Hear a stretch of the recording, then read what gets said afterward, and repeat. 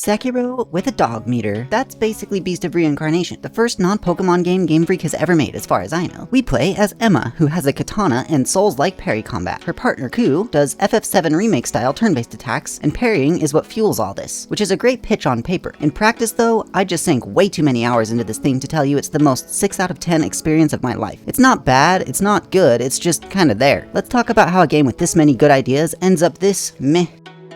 Let's talk about the combat first, because it's probably the strongest part of the game. Parrying, as we talked about before, fills Ku's meter, and you spend this to trigger the turn-based attacks, which is a real hybrid that feels good when it clicks. There's even a weakness system, which I always love in games like this. The two enemy types are Malefacs, which are basically animals infected by the blight, and robots. Most of the robots you can just mash through, even on hard, but the tougher ones have a stiff, almost Lies of P style parry timing that did catch me off guard the first time I ran into it. The movement is pretty generous in this game, one of my favorite parts. There's no fall damage, and there's a root power double jump that goes really high. There's also multiple ways to spawn grapple flowers. This is one of the more mobility-based Souls-likes I've played. That being said, the world itself doesn't give you much to explore with these powers. Where you can go is extremely limited, and that's a problem that crops up a lot in this game. We'll talk about it later. Progression includes stats like strength, vitality, and a skill called fluorescence, as well as a more RPG-style skill tree from something like Clair Obscur, where you can unlock new attacks and upgrades to current attacks you already have. Weird detail about this, there's separate attribute points for Emma and Ku, but you share skill points. I'm not really sure why, but let's move on. Amber are basically your souls, and they look suspiciously like Amrita from Neo. You use these for upgrading gear. Emma also has a few ranged weapons with limited ammo that only refills at bonfires. Healing in this game is very Dark Souls 2 coded. It's a fast regen over time rather than an instant heal, and it takes long enough to use that panic healing mid-boss fight can get you killed. Not a straight up complaint, just a heads up if you're coming from other games like this. Mechanically, there was a real foundation here, which is exactly why everything else in this video is going to sting even more. As far as the setting goes, this game takes place in a pseudo-post-apocalyptic world where powerful animals get infected by the blight, becoming Malefacs. The leaders of these are called Nushi, and they're the main bosses in the game. The other main enemy type in the game are sword-wielding robots, for reasons the game never really justifies. It's an overgrown, decaying atmosphere, and I do like it even though I have complaints about it. There's a really great beat early on where you walk into a blighted zone and watch the trees dying around you in real time. Just environmental storytelling doing its job. I'm calling this out because it proves the devs know how to do this, they just don't do it nearly often enough, and that's going to become a theme in this video. The game also has a very light hunger mechanic. Keep this filled up and you'll passively regen HP. Ignore it and, well, nothing really happens. It's not really a system, just kind of a suggestion. I feel like they could have done a lot more with this, which is another theme throughout this video. The first boss of the game, Big Deer Thing, is pretty simple. It's mostly there to teach parry timing and when to lean on Ku. Right after beating this, you get a flashback of how Emma and Ku first met, and this is the first time I noticed something that happens more than once in the game. This flashback plays like it was kind of meant to be the actual tutorial, and it just got moved around to a weird spot. It's not a fatal flaw, but it's definitely noticeable. Then you're introduced to the Walker, which is your mobile hub, a pretty nice structural idea where you can use upgrade materials, expand what your gear can be upgraded, unlock Ku research, unlock Kakuru's cooking station later, and the systems all seem like they're going to interweave well, but in practice, once the crafting and cooking loops kick in, it just kind of starts to feel like busy work. Also, I ended up fully upgrading the Walker and completing the companion's bonds less than halfway through the game. And yes, you can pet the good boy. This is the best mechanic in the game. The next dungeon has this 3-key structure, and at least one of those keys unlocks extras somewhere else on the map, which I like how that rewards exploring. It's just not laid out like a typical Souls-like. We get another flashback here for more character backstory. Same, this was probably supposed to be earlier, feeling as before, and the story starts to drag at this stretch. There's interesting ideas here, but the pacing is awful, and honestly, the cutscenes are just boring. Anyway, the next boss plays like the boss that was supposed to be the tutorial boss. He's actually fun, and he makes you feel powerful without being trivial. Then our real deer boss showdown ramps things up with a red glow phase change attack. In both phases, phase 2 just adds more damage in a regen window, which is kinda weird. You'd think this powered up phase would be exclusive to phase 2. They also reuse this boss mechanic a lot. So after this first boss and first area, this is where you'll kinda notice it's less, hey neat, and more, oh no. First, there's invisible walls, constantly. It's 2026, at least put a fucking mountain there. There's a whole dragon shrine visible from this area that the game just would not let me get to, because of plot reasons. It's not blocked by a door or because I need to go around first, there's just an invisible wall here. There are ways to hide a boundary. This game mostly doesn't bother. There's also a really egregious example in the city where if you go too far in, you're supposed to get shot down, but rather than shooting you down, the game just puts an invisible wall there. Another big complaint I have is the environmental variety, or rather, the lack of it. By hour 8, hour 10, there's still just trees, rocks, rundown buildings. Eventually you get a desert, but that's it. The vibe is kinda cool, but the cool vibe only covers for 3 assets for so long. Third one, it's smaller but it still bugged me, is the game's recommendation of cinematic mode for cutscenes. This makes the cutscenes run at 24 FPS, and it just looks awful. I know the low FPS thing bothers me more than most people, but come on, do not use this mode.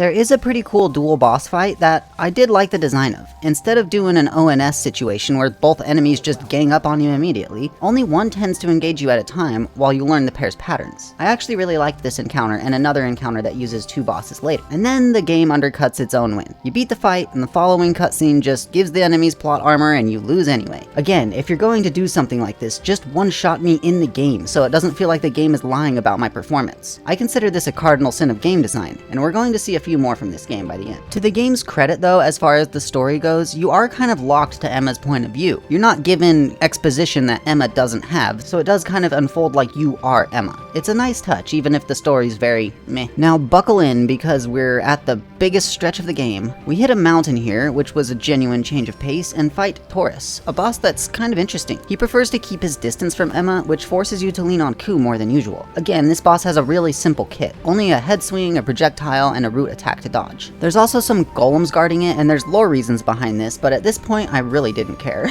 Again, you go through the area, solve a little puzzle, and then fight the same boss again. This time there's 3 enemies dropped into the arena at the start. This combat system already punishes over-dodging pretty hard, and the 4 separate hitboxes flying at you at once, combined with a camera and lock-on system that just isn't built for this, makes the 3 adds the hardest part of the fight. This is one of those fights that felt like it might not have been playtested. If you get lucky with Ku's follow-up execute skill, it can go pretty fast. Otherwise, it's just a slog before you even get to fight the boss. Your reward for this? A lore dump cutscene. No visuals even, just text and voice. Okay. The next area is another forest with ruins. To its credit, there's a genuinely massive interior structure here that gives real finding the control room in Metro vibes, and it does have a good atmosphere. And then the game pulls another cardinal sin. It reuses the first boss of the game already. Are you noticing a pattern yet? Next area, forest with ruins, and we fight Nue again. They also apparently didn't clock that the big rolling ball enemy in Elden Ring was a joke, because there's a whole ass enemy that shows up multiple times, and it feels like they were pretty serious about this one. Alright, we're refighting Nue, but surely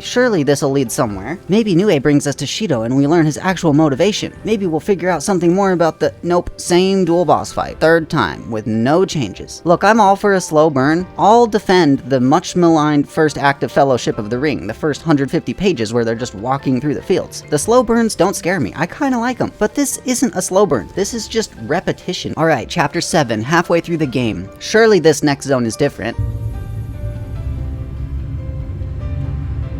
Oh god. There's also a cutscene here that's a perfect microcosm of the game's whole writing problem. There's about 5 minutes of drawn out, oddly stilted dialogue, maybe AI assisted, which is a theory, not confirmed, to arrive at the reveal that a colony won't let you in. That's the whole scene. It could have been 5 seconds of gameplay. I walk up, get told no malefacts allowed, and go around and explore. Then the colony just gets wiped out conveniently right as we're nearby. Again, you should have had me out there exploring, show this to me through gameplay. I was just sitting in a walker for 10 minutes. I'm not exactly piqued at interest. The boss in this area is also pretty bad, the double bird. Its main gimmick is that it just shoots around shit that builds up dot damage on the ground, and then it has these really badly telegraphed melee hits. The second fight even has these weird platforms that you have to stand on while attacking, and with the zoomed in camera, it just feels like a nightmare. Another one of those, this probably didn't get playtested fights. So at this point, we're about halfway through and I'm just checked out the story. I'm just mashing through cutscenes, mashing through dialogue, and you can't even skip all the cutscenes, which is also annoying. At least this next area is a desert, which is the first environmental change we've had, and it's pretty much the only one we'll get. And then more reused enemies. I'm sensing a pattern here. Some CEO must have rushed this out and it was not finished. Brad dies for story reasons. I wish I cared about the guy.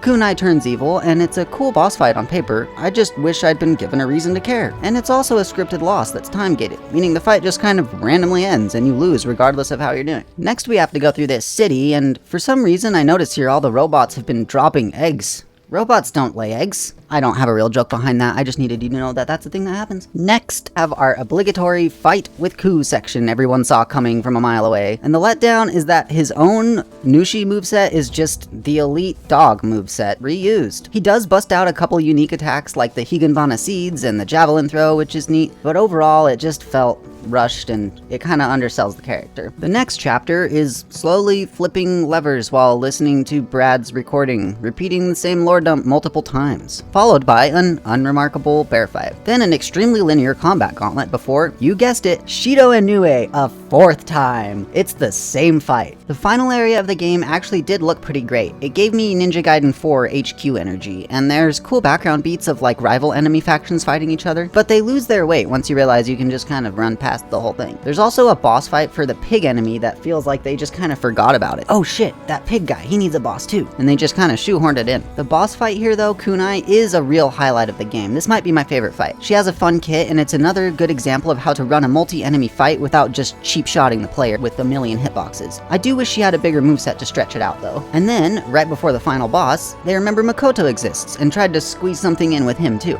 The whole back half of this game feels slapped together. Like I said before, like some CEO rushed the release out the door, and it shows in exactly this kind of last-minute patchwork. It's a bummer too, because GameFreak might not get another shot to branch out after this. Then we get a massive 15-minute unskippable lore dump right before the finale. Impressive, honestly, that they managed to make a story about everyone's souls getting harvested into golems boring. Alright, I'm getting a coffee.